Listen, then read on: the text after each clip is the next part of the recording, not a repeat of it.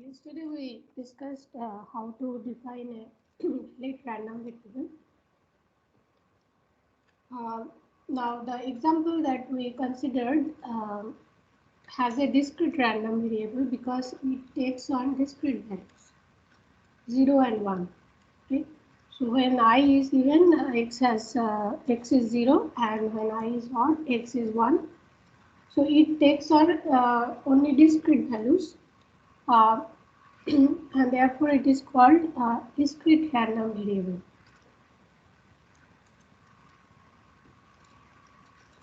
Now, in this context, let's define a term called the domain of a random variable. So the domain is basically the range of values that the random variable takes.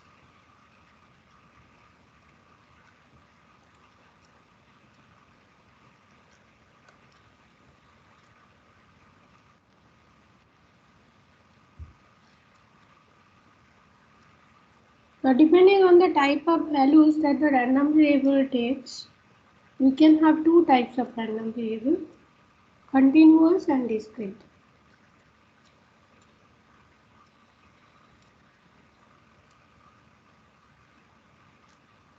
I think one of you is unmuted. Please mute yourself.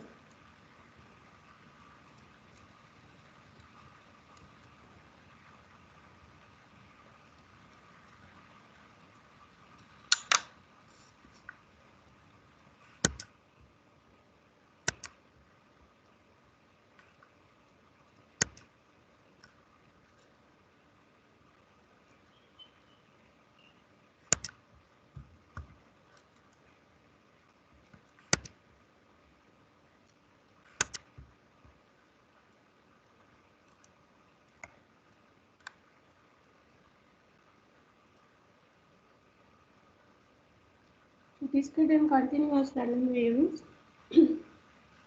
Now we already talked about the discrete one. So it takes on discrete random discrete values.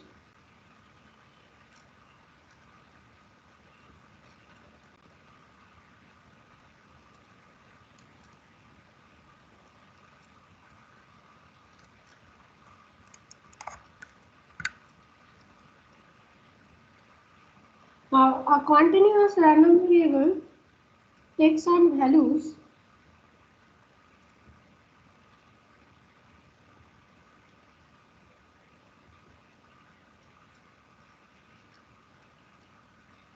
with an infinite precision.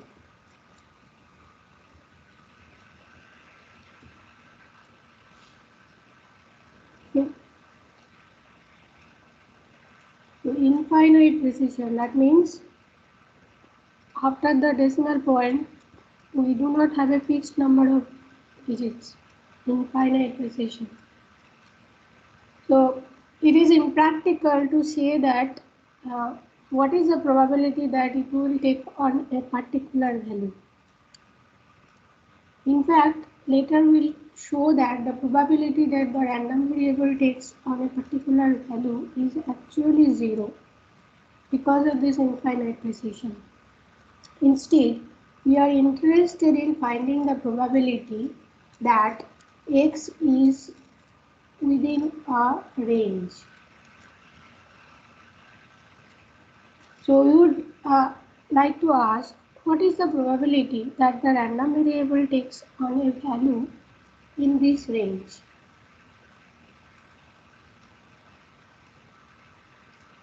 Now here I have put open braces, which indicates the range does not include this particular value a and b.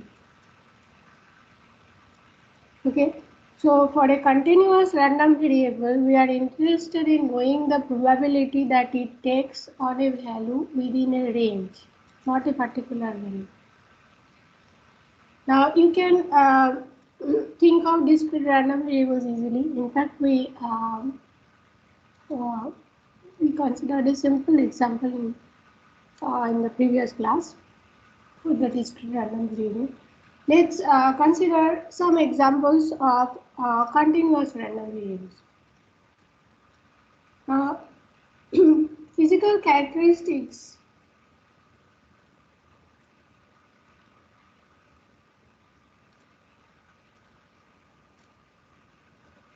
such as length, time, etc. are modeled as continuous random variables.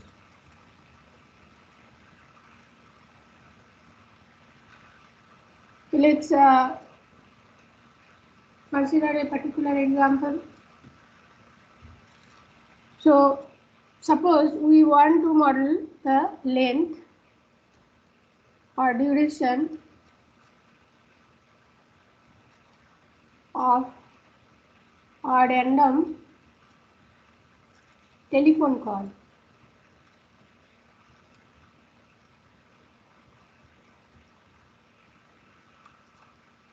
Now, for this, we would be interested in knowing the duration within 10 minutes, within 5 minutes, like that. We would not be interested actually to know what is the duration, a fixed duration. Rather, we would ask what is the duration that it will be over in 10 minutes.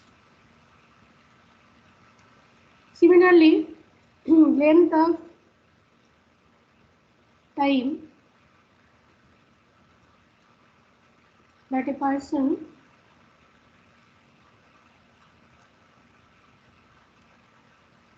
arriving at a bus stop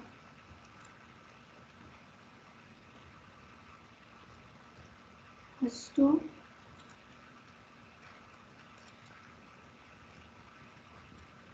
wait for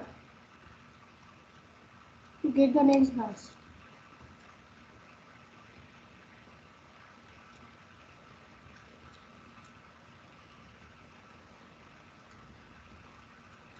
So you would not ask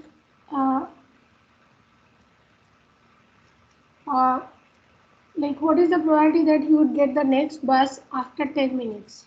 Rather, we'd ask what is the probability that you would get the next bus in 10 minutes. So we are interested in the range. How long does it have to wait to get the next bus? And for that, we are interested in the range. Right? So, physical characteristics like length, time, etc. can be modeled as a continuous random variable with infinite precision, meaning you have an infinite number of digits after the decimal point. So you cannot actually say that what is the probability that it will take on a particular value. That probability is actually 0. Okay.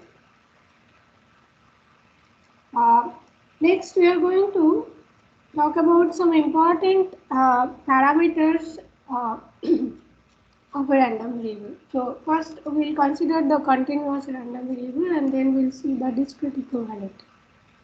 The first important parameter of a random variable is called the cumulative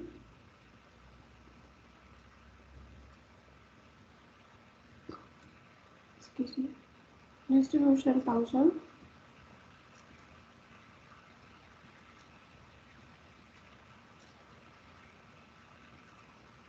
CDF. Okay. Now its notation is capital F, and in the subscript we put the notation of the random variable, and then within parentheses as argument we write the values that the random variable takes. So capital X, let's assume X is the random variable, capital X denotes the random variable, and then small x in the argument represents the values that the random variable takes. Okay. So the cumulative distribution function is defined as the probability that the random variable takes on a value less than or equal to small x. So what is the probability that it will have a value less than or equal to x? Note that as per the valid rule of the random variable, this is actually a valid event. We are actually interested in finding the probability of the occurrence of a particular event.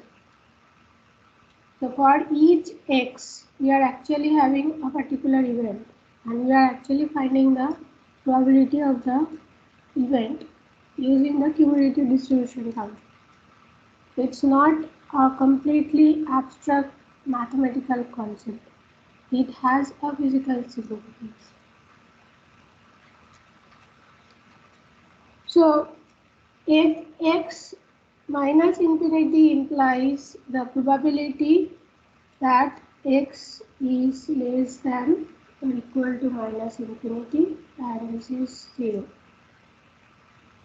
Similarly, if x plus infinity denotes the probability that x is less than or equal to plus infinity, and this is 1.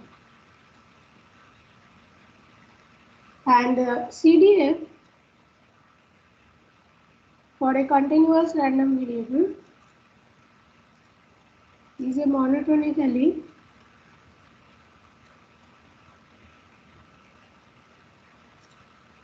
increasing function.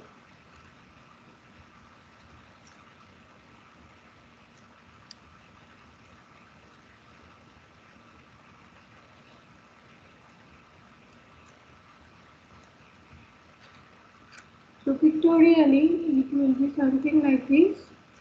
It starts from almost 0, at minus infinity it is 0, and then it keeps on increasing, and then it approaches 1. So it is between 0 and 1.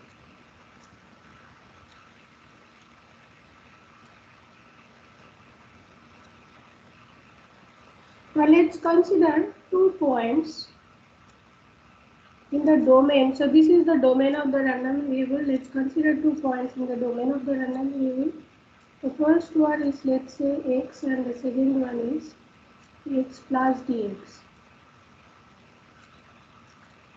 Okay, and the corresponding CDF is fx of x and then fx of x plus dx.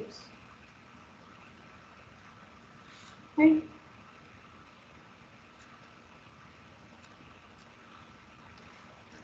So the difference between the two values, fx x plus dx minus fx x,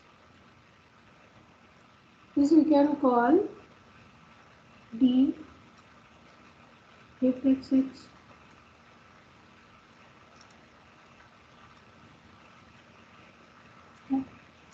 Now let's use the definition of f.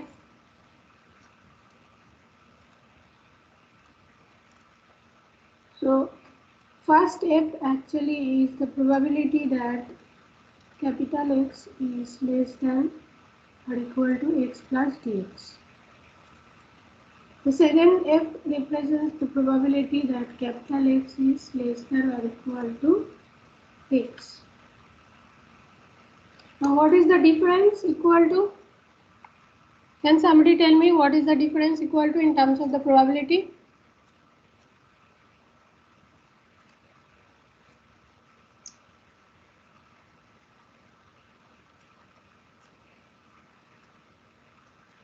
What is the difference equal to?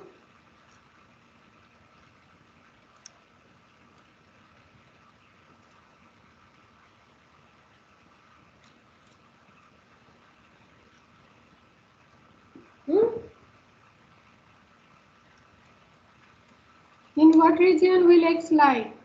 Or the difference? If this is less than equal to less than or equal to x plus dx, and this is less than x, so what do you think will the difference be? dx x less than x in between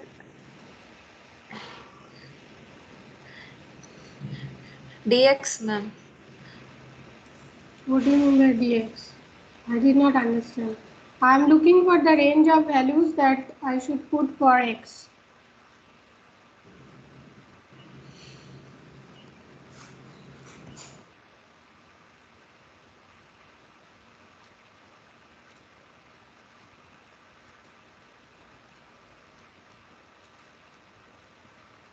Which range of value should I put?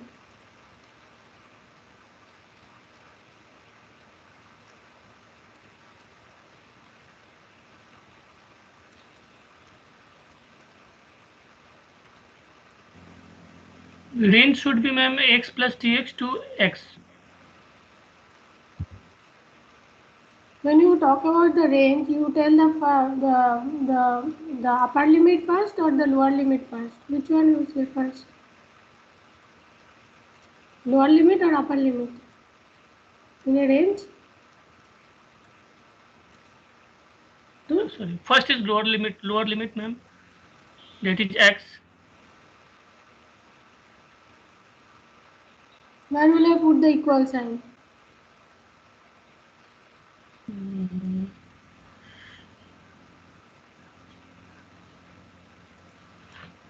Mm.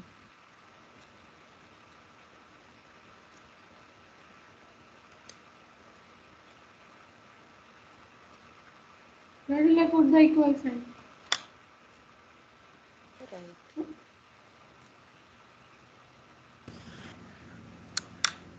Here we are In subtracting this one. Subtracting this one. Meaning we are eliminating this one completely. So x will not be included in the range. So it has to be greater than x and less than or equal to x plus dx. This is the probability it signifies. Okay. And since capital F of x is a monotonically increasing function, this is always greater than 0. We know that probability is always greater than 0. And from the definition of the CDF also we can say that this is greater than 0. Now let's define this differential term df of x as small fx of x times dx.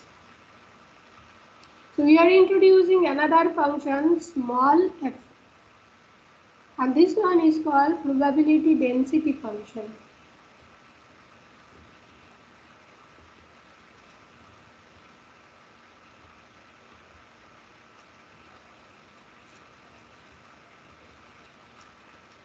Now since this is greater than 0, dx is always greater than 0, so this is always also greater than 0. So basically the probability density function is the derivative of the CDF.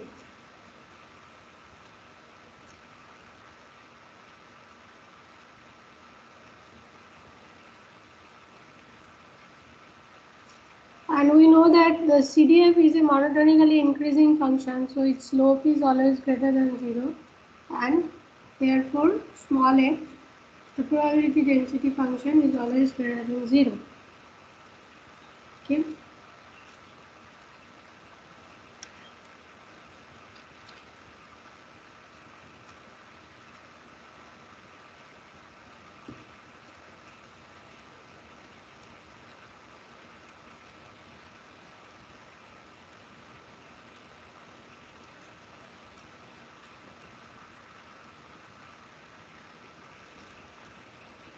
Now, how do we get back capital F from small f? Now, since small f is the derivative of the capital F, we need to do integration.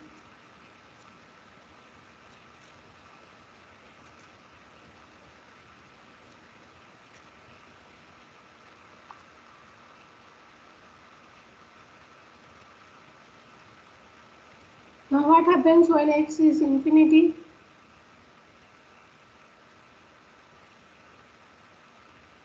What will be the value of the integration when small x becomes infinity in the upper limit? Where do you think? If you already know, do not answer. What do you think this is equal to?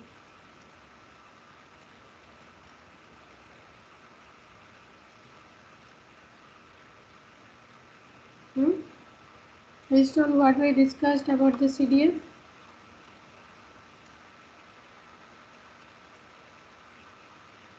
So putting infinity in the upper limit is equivalent to putting infinity here. So what will the value of this integration be?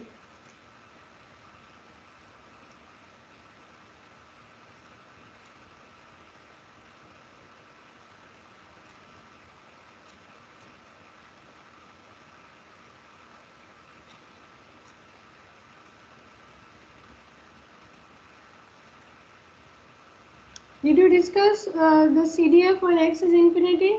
What value, or maybe you can use the definition also. Even if you do not remember what I said, you just use the definition. What is the definition of F, capital F mm, of x infinity? What is the definition of that? What does it imply? This one?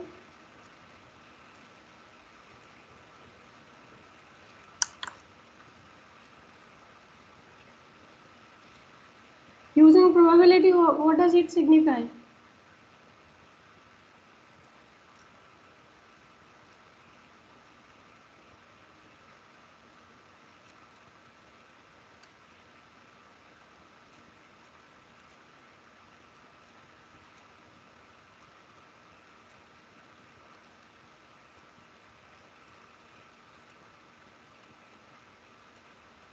Nobody can answer this question.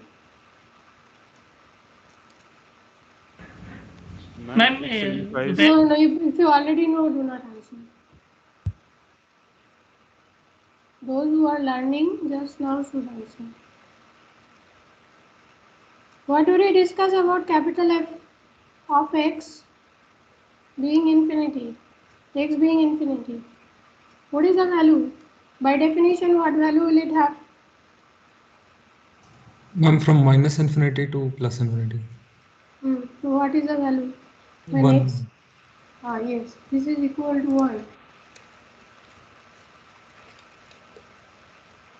Then what the integration will be? 1. This is also 1.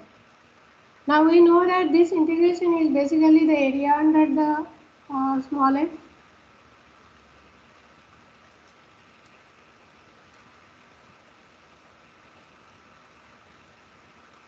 So for a PDF, the area under the curve must be equal to unity. Okay.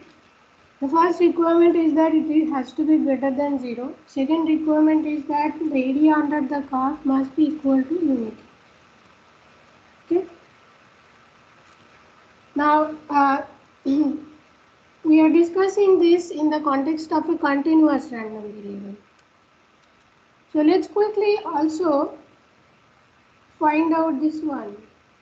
In fact, show that this is equal to 0.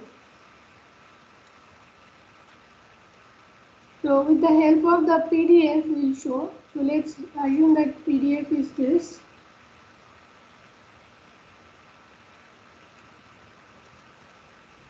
Along the x-axis is the domain of x. And then let's consider a rectangular strip of width dx. So on the left side, the x is x. On the right side, it is x plus dx. Right. Now, what is the area of this rectangular strip? It is fx times dx. Right? This is the area of the rectangular strip. Now we know that from our previous discussion, we know that d capital F is actually equal to this, right? And d capital F is this one, right? So we are going to use this. I'll write it here.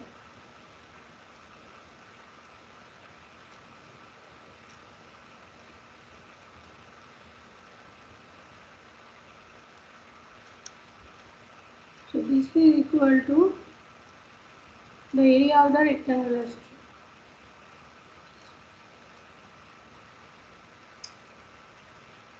Now what if we let dx go to 0? So if dx goes to 0, then this actually becomes this one. So limit the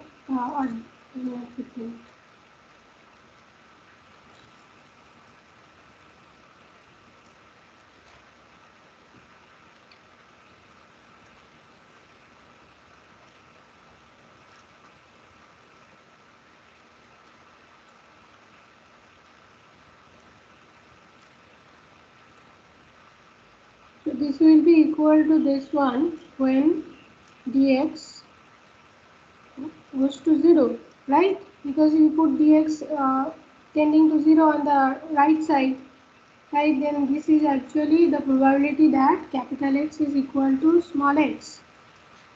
And what if this goes to 0? So this is actually equal to 0 because the area of the rectangular strip shrinks to 0 when dx goes to 0, right? So from this we can say that this will be equal to, for a continuous random variable, the probability that capital X takes on a particular value is equal to 0.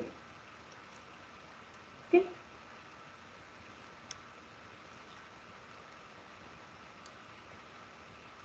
Now let's quickly see the discrete equivalent.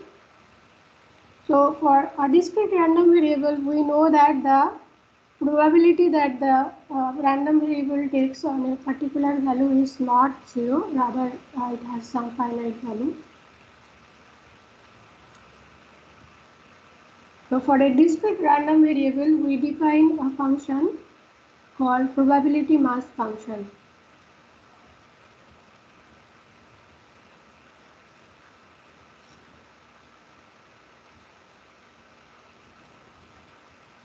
PMF.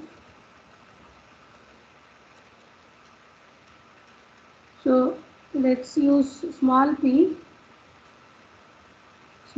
of x. This is for the random variable capital X, so we put capital X in the subscript.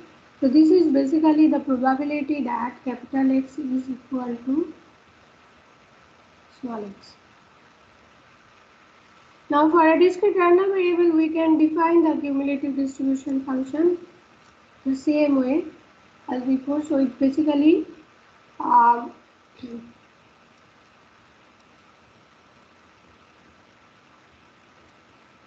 the probability that capital X is less than or equal to small x.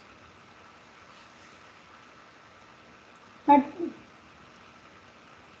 we need to do the calculation in a different way because now we need to deal with discrete values. So instead of doing integration of the PDF, we just need to do summation. So we need to consider all the x in the domain of capital X, all the values that are less than small x.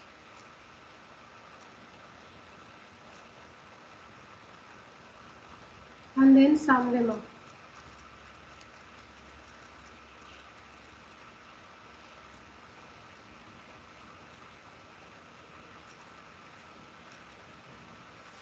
Okay. So if we draw the PMF, we basically have something like this. So it will have some finite value at particular x. Right? So let's say x1, x2, x3, like this. And then when we sum them up and find the CDF, again we will start from 0, but instead of having a continuous monotonically increasing profile, here we have discrete state changes. So let's say this is x1 and this is x2, this is x3, and so on. So for a discrete random variable, the CDF is basically sort of a staircase function. So increasingly, we have step changes and an increasing function.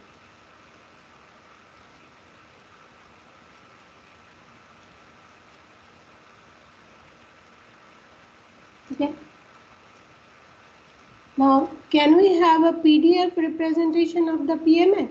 Is it possible to have a PDF representation of the PMF? Yes, it is possible. For that, we need to make use of the delta functions. So let's quickly define the delta function.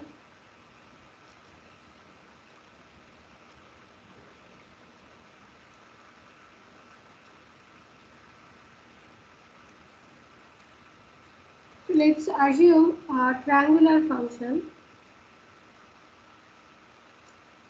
Okay.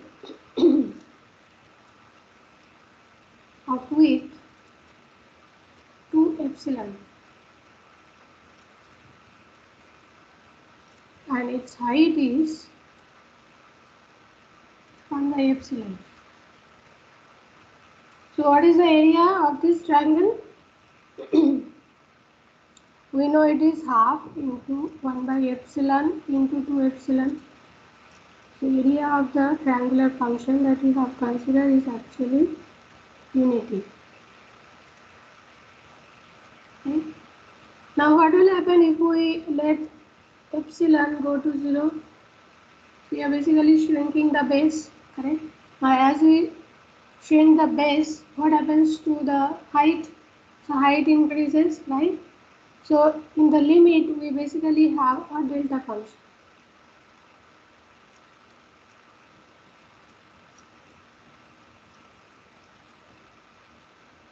But what is the area of the delta function? So even when epsilon goes to 0, the area always remains unity, right? So the area of the delta function is always unity. Area under delta x is always unity, which means if we integrate it from minus infinity to plus infinity, we get 1. Right? By using the delta functions, we can uh, use a PDF representation for discrete random variables. We also know that for this one, the delta function is at x is equal to 0. Then if we have another delta function at some other value of x, let's say x is equal to x1, then the corresponding representation is x minus x1. Right? So this way we can have a number of delta functions. Now see, in case of PMF, we basically have these values at discrete x, correct? So the PDF representation actually makes use of the delta functions at these discrete values x1, x2, x3. Okay, and then multiply the length of the arrow.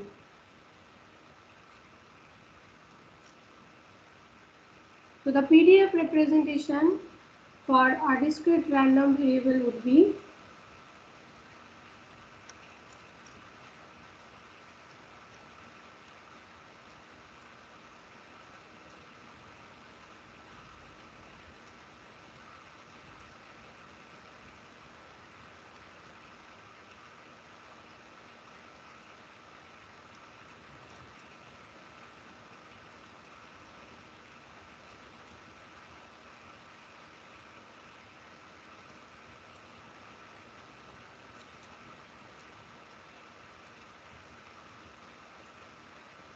okay.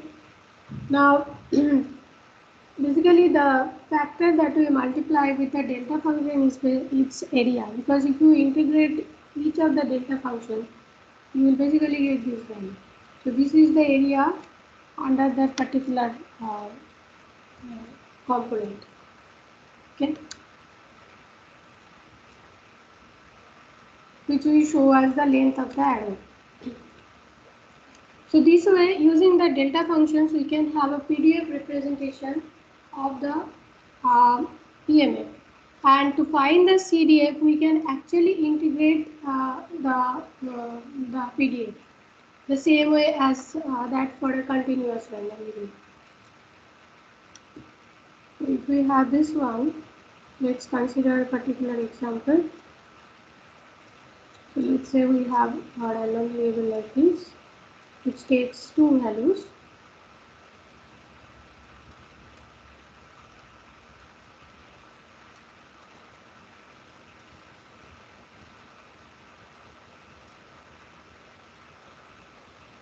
We are interested in finding the CDF where capital X is equal to, let's say, some value, or let's say x2. So this means we need to, if we go by the definition of the PDF, we have to integrate it from minus infinity to x2.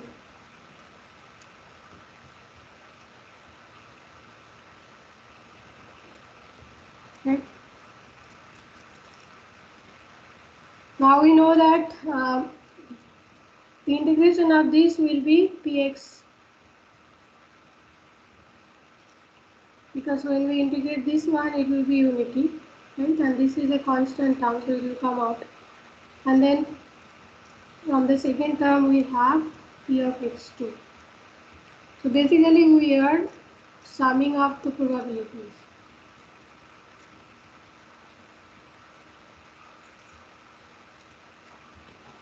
Where xi is less than or equal to x2.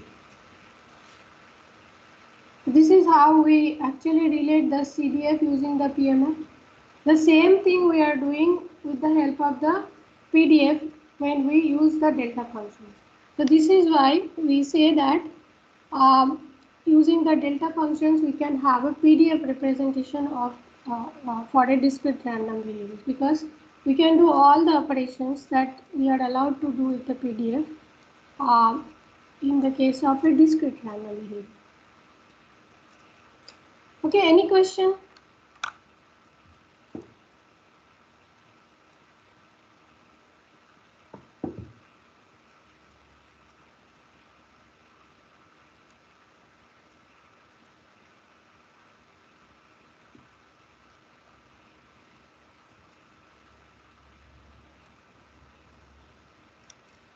Now let's consider some examples of PDFs, probability density function. Since we can have a PDF representation for discrete random variables also, let's call this PDF only, probability density function. So for a continuous random variable, the most common example of PDF is the normal PDF.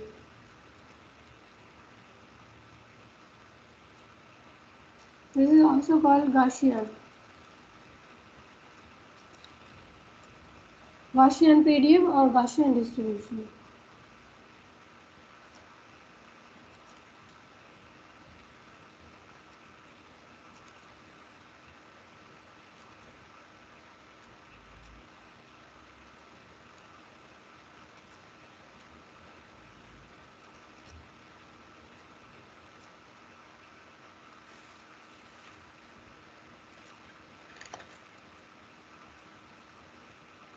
Okay, so it is defined using two parameters. It's an exponential function. Okay, it is defined using two parameters, mu and sigma. Mu is called the mean and sigma is the standard deviation.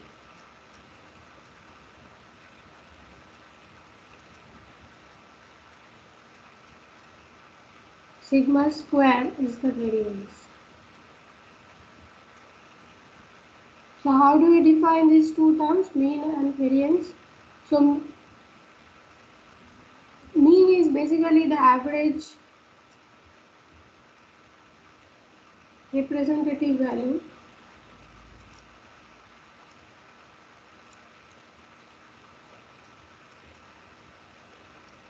of the random variable, and Variance tells us the spread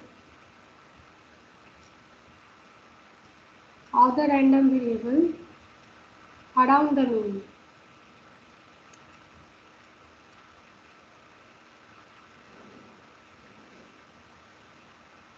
So how do we calculate these two quantities?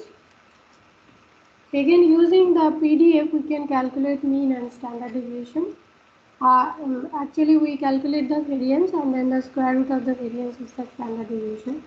So mean mu, which will also represent as E of x. E is called the expectation operator.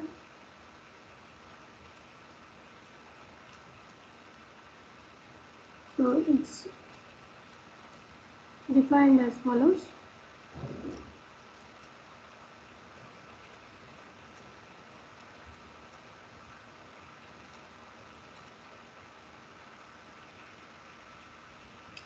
So we take different values of capital X within its domain, multiply the corresponding PDF. So PDF actually gives some weight. So if PDF is high, later we'll see that it implies that that particular value. So it is more likely that capital X will be in that particular region. So we are actually multiplying some weight to X and then we are summing this up. Now the sum of the weights, we know that the area under the fx curve, small fx curve is infinity. So the sum of all the weight values is actually 1. So then if we integrate this, the product over the entire domain of x, we are actually getting weighted average.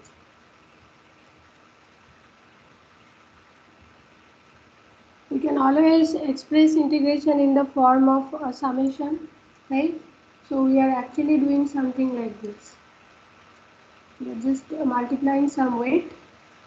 So the weight signifies how likely this value is, right? If the value is more likely, then it will have higher weight. And then we sum them up over all different values of x. That is what we are doing. In case of discrete random variable, mu is actually defined that way.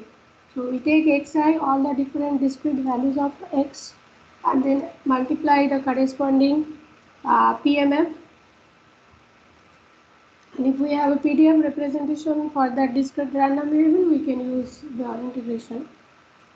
So this is what we do, and then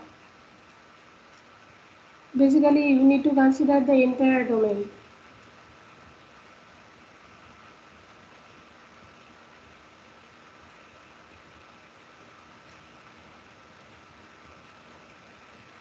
This is why we say that the mean is actually a weighted average.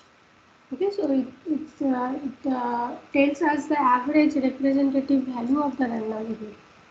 But since it is a random variable, its values can only be predicted in a probabilistic sense. Mean is not sufficient. We are also interested in knowing the spread.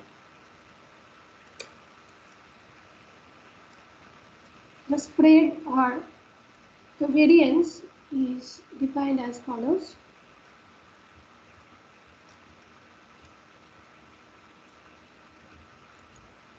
So expectation operator means we are actually so we need to do integration from minus infinity to plus infinity, and the argument has to be multiplied with the PDF. So if we write x minus mu whole square in the argument, that means we need to write x minus mu whole square here inside the integration and then multiply the corresponding PDF and then do the integration. Okay. In some notation, we also write capital X in the subscript to denote that we are actually considering the PDF of X. So sometimes we may take, we have to, as we progress further, we'll see that we need to deal with many random variables. It's not that we have only one random variable, capital X. But then if we write E for all of them, we may get confused which PDF we are actually taking. So to avoid that confusion, sometimes some authors actually use the notation of the random variable whose PDF is considered in the subscript of the expectation operator. So this is the definition of the variance, and if we take the square root of that, we get the standard deviation. Let's see pictorially in the context of the Gaussian PDF what happens as we increase the spread. Now here we have an exponential function. Basically we have a bell-shaped curve.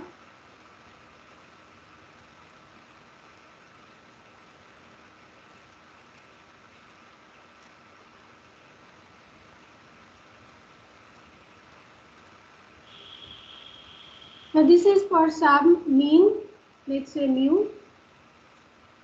The mean is at the center and some variance. Now if we have another PDF, another Gaussian PDF with a narrower spread, it will look like this.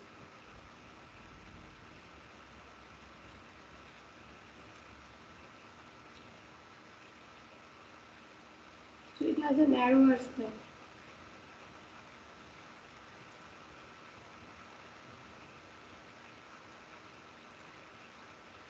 So both have the same mean. They can have different mean also. If there are different means, then we just need to shift the center point. So in this particular case, we have considered two random variables with the same mean value. Okay, and just shown how they will look different depending on the standard deviation or variance. The one which has smaller standard deviation will have a narrower spread. So the yellow curve shows the PDF with a narrower spread, smaller standard deviation. And the white one has a higher spread, larger spread, meaning larger standard deviation. So the mean is not sufficient. We also require higher order terms. The second order term that we have discussed here is the standard deviation. We can also consider higher order terms. These are actually called moments, okay? First order moment, second order moment. We can also consider higher order moments. But in this class, we'll restrict our attention only up to the second order, mean and standard deviation. And in case of the Gaussian PDF, mean and standard deviation are sufficient to define the PDF completely.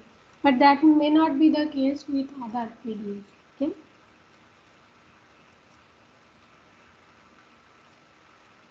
Now, it's while the Gaussian PDF is the most common one, it's not necessary that all systems or all phenomena or all behaviors can be represented by a Gaussian PDF. So let's consider some the examples of some other PDFs as well. And in this case, we'll have a separate discussion for continuous and discrete random variables.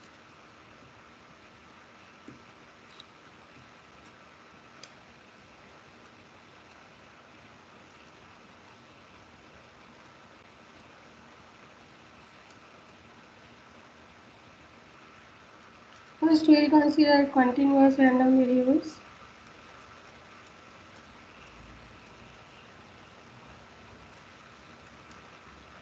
So under this, we'll look at three examples. The first one, the Gaussian PDF is for continuous random variables. We are considering some more examples.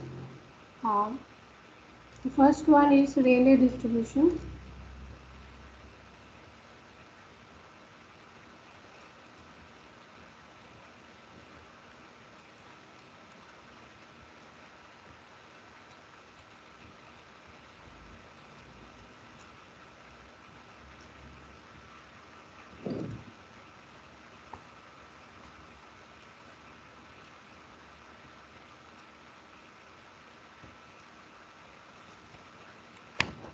Let's see whether we can copy.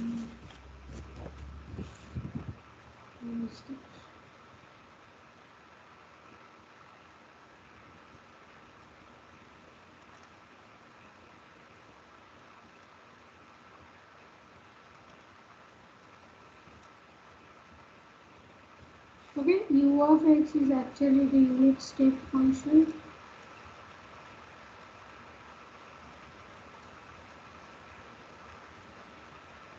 So this means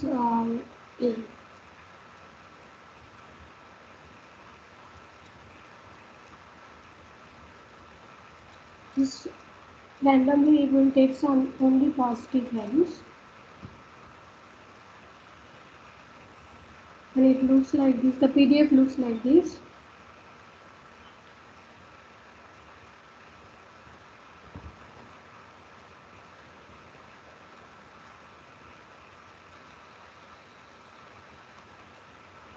Okay.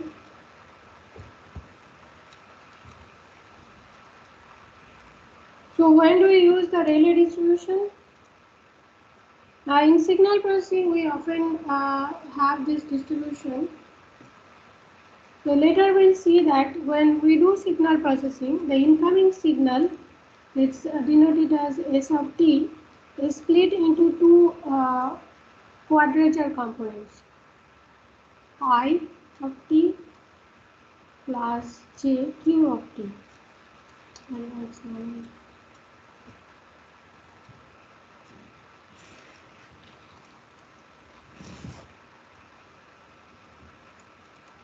Okay. So when I say quadrature components, it means that they are 90 degrees apart in phase. Okay. So they are basically orthogonal to each other in terms of the phase. Okay. So we can often in signal processing we split the signal into two components, two orthogonal components who are in phase quadrature. Okay, 90 degrees apart in phase. And then we represent this as follows. So this is the in phase component, this is called the quadrature phase component. This is in phase, this is called quadrature phase.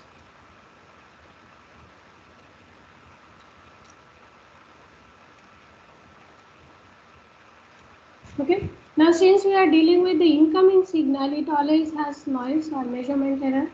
So the in phase, let's say the error for the in phase is epsilon I, and the error for the quadrature phase is epsilon q.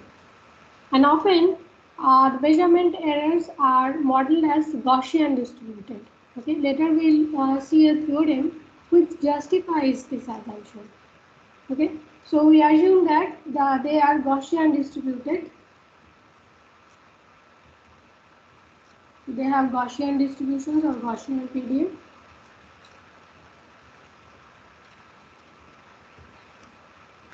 Now it can be shown that the amplitude, so this is the error for the in phase component, this is the error for the quadrature phase component. But what is the amplitude of the error? The amplitude of the error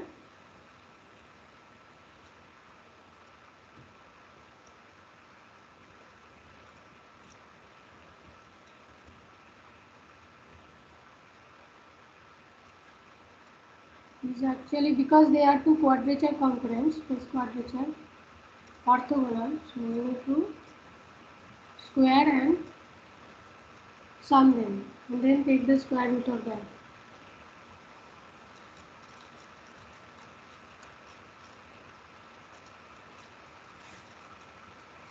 Okay. Now when we assume that the individual values are Gaussian distributed, then the root sum square is actually Rayleigh distributed when they have identical Gaussian distribution. Both epsilon I and epsilon q have the same mean and variance. And then when we take the root sum square, then the resulting value is Rayleigh distributed. So root sum square, root sum square. So we are actually squaring the two terms, summing them and then taking the square root of the sum. So this is what is called root sum square. And when epsilon I and epsilon q are identically distributed as Gaussian PDF, then their root sum square is actually Rayleigh distributed.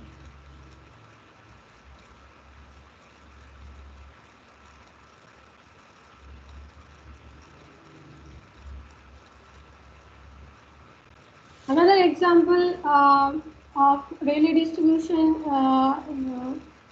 comes in shooting problems.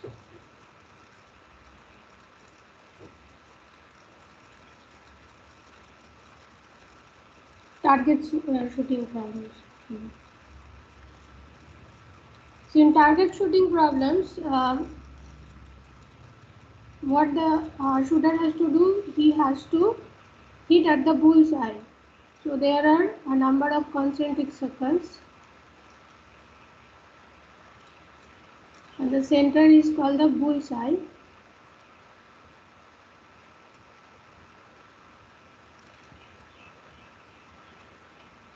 The shooter has to hit, his aim is actually to hit at the bullseye.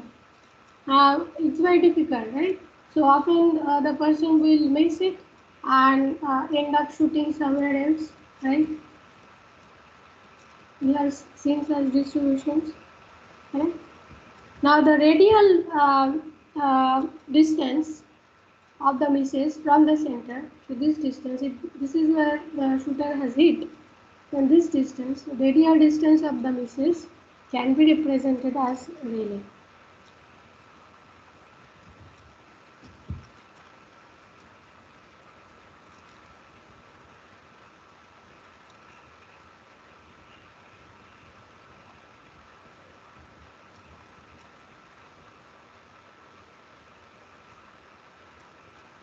Okay. That's it for today. Tomorrow we are going to discuss some more examples, and then we'll extend this